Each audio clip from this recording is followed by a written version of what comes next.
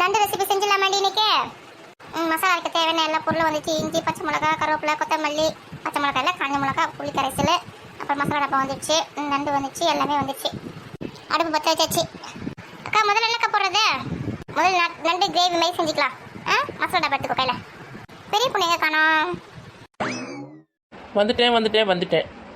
ஏதாவது ஸ்பெஷலாக வச்சுருக்கீங்களா? எனக்கு ஒன்றும் இல்லடி, இந்த மசாலாலாம் போட போகிறேன், வதக்கிறதுக்கு ஆள் இல்லைன்னு கூப்பிட்டேன். கடைசியில் இப்படி பல்ப் வாங்கிட்டுமே. இவ ஒருத்தி போடுறி. ஒரு ஸ்பூன் மிளகு போடு, ஒரு ஸ்பூன் ஜீரகம் போடு. அக்கா எண்ணெய்லாம் ஊற்ற தேவையா? எண்ணெய்லாம் வேணாம், லேசாக வதக்கிட்டு நல்லா அரைச்சி எடுத்து வந்து வேண்டியது தான். எண்ணெய் ஊற்ற தேவை இப்போ, அப்புறம் ஊற்றிக்கலாம். நல்லா என்ன சொன்னால் ஒரு ஸ்பூன் மிளகு, ஒரு ஸ்பூன் ஜீரகமா? ஆமாண்டி. அக்கா மிளகு போதுமான்னு பாரு. போதும், போட்டு போய்ப்பண்ணே. நெக்ஸ்ட்டு அடுப்பு தீ போகுது ஃபாஸ்ட்டாக. அடுத்தது என்ன சொன்னாங்க? ஜீரகம் போடணும் இப்போ.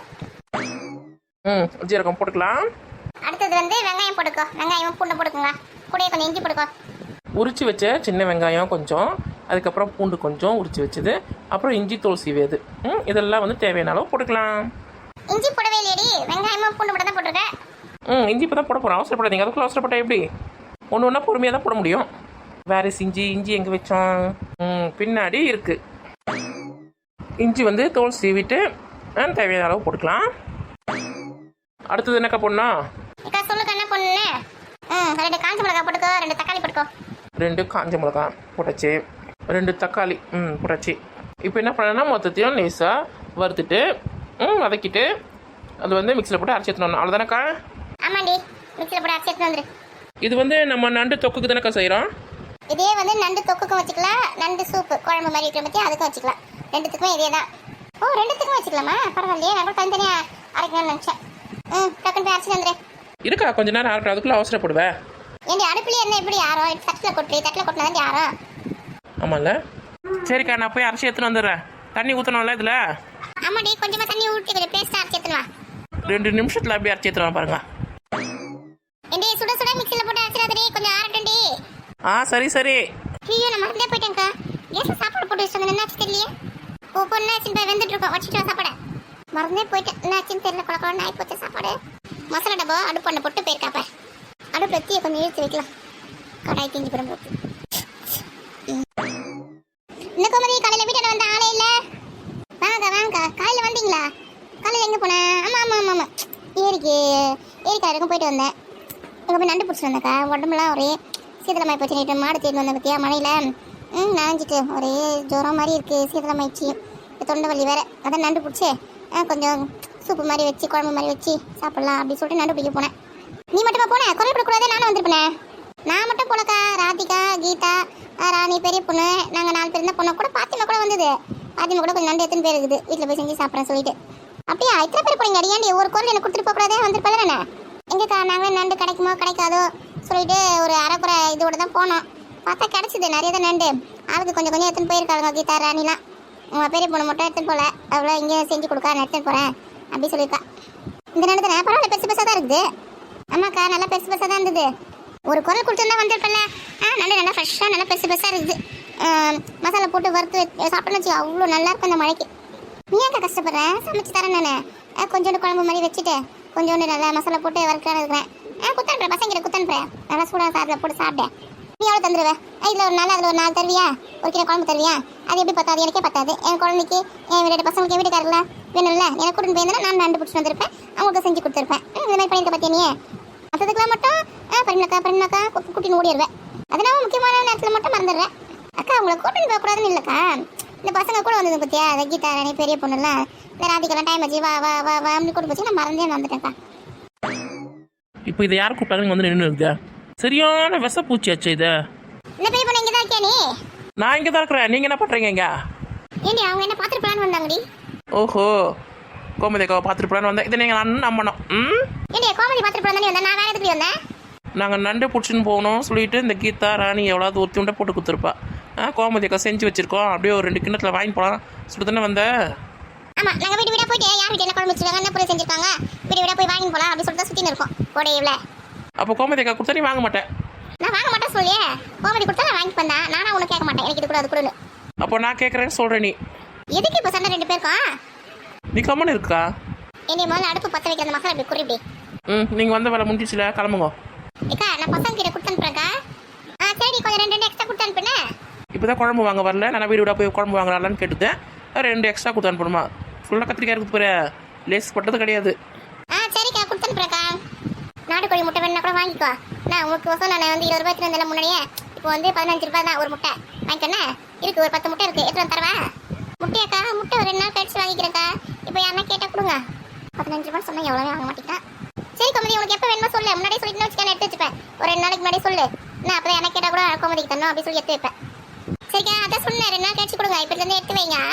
2 நாள் கழிச்சு ஒரு 15 முட்டை கொடுங்க. சரி கோமதி, 15 ரூபான்னு போடுக்கண்ணே. சொல்லு, எடுத்து தரேன். 2 நாளைக்கு ஒரு வாட்டி 5 முட்டை, 2 நாளைக்கு ஒரு வாட்டி 5 முட்டை அப்படி வந்து கொடுத்துட்டேன். வாரத்தில் 3 நாள் தான் நாங்கள் சாப்பிடுவோம் நான்வெஜ்ஜு. 2 நாளைக்கு ஒரு வாட்டி 2 நாளைக்கு ஒரு வாட்டிலாம் வேணாம். நான் சொல்கிறேன் அன்றைக்கி எடுத்து வந்து கொடுங்க. ஏன்னா 5 முட்டை வாங்கல, அதே வந்து எனக்கு ஒரு வாரத்தில் 3 நாளைக்கு போதும். அப்படியா? சரி, வயசு பசங்க இருக்காங்களே, நான் டெய்லி வேக வச்சு கூட நாட்டுக்கு போட முடியும், நல்லது உடம்புக்கு. இதுக்கு வியாபாரம் ஆகணுன்றதுக்கோசம் பரவாயில்ல, கட்டாயமாக வாங்கிக்கோ வந்து பாரு. சரிக்கா, நான் சொல்லும் போது எடுத்து வந்து கொடுங்க. சரி, முன்னாடியே சொன்னதான் கிடைக்கும். சரிக்கா சொல்றேன்க்கா. மற்ற பிரிப்புண்ணே வரவே வேணாம், இதை செஞ்சு கிளம்புங்க. இவங்க நண்டு செய்கிறாங்க, போய் மீனா கிட்ட மொத்தம் சொல்லணும். அதுக்கிட்டலாம் ஏன் மூஞ்சி குத்தி பேசுனுக்க நீ? இந்த வீட்டுக்கு வந்தவங்க கிட்ட எப்படி பேசாமல் இருக்க முடியும்? சரி, மசாலா அரைச்சி வந்துட்டியா? அப்புறம் எப்படி? ஒரு நிமிஷம் அடுப்பு பார்த்து வச்சுக்கிறேன். எங்கே ராதிகா வாழை காணோம்? அவள் கேஸில் சாதம் வச்சுட்டு வந்தாலடி. அது வந்துச்சான்னு பார்க்கறதுக்கு போயிருக்கா. ஏம்மா எவ்வளோ நேரம் என்ன வந்துட்டு இருக்குமே? ஆமாம், அதான் ஓடிக்கா. கடையில் என்ன ஊற்றியாச்சு, மசாலா கூட பாதி மசாலா போட்டுக்கலாம். ஏன்க்கா மொத்தத்தையும் போட்டுட? இல்லை, ஒன்று வந்து நண்டு குழம்பு வைக்கிறதுக்கு, இன்னொன்று வந்து நண்டு ஃப்ரை பண்ணுறதுக்கு. அதனால பாதி போட்டுக்கலாம். ஆமாம்ல, மறந்து போயிட்டேன். போதும். இப்போ இதில் என்னென்ன போன சொல்லுக்கா? ஒரு ஸ்பூன் தனியாத்தூள் போட்டுக்கோ. 1/2 ஸ்பூன் வந்து மிளகாய் தூள் போட்டுக்கோ. நம்ம வந்து மிளகு போட்டிருக்கோம், இஞ்சி போட்டிருக்கோம், காஞ்சி மிளகாய் வேறு போட்டிருக்கோம். அதனால் 1/2 ஸ்பூன் மிளகாய் தூள் மட்டும் போதும். போட்டாச்சு. இப்போ வந்து இதில் வந்து நண்டை போட்டு நல்லா ஃப்ரை பண்ணிக்கலாம். நல்லா கலரி விடட்டுமா? இந்த கரண்டி எடுத்து கரடி கையில் கராடுதுரி வரல, உனக்கு புல்லும் ஆயுதம் கூட போதே எகிரி குச்சி மழை பறை பண்ணி. இதில் முக்கியமான விஷயம் மஞ்சள் தூள் போட மாட்டேன். மஞ்சள் தூள் கொஞ்சம் போட்டுக்கோ, உப்பு கொஞ்சம் போட்டுக்கோ. மஞ்சள் தூள் கொஞ்சம், உப்பு கொஞ்சம் போட்டுச்சு.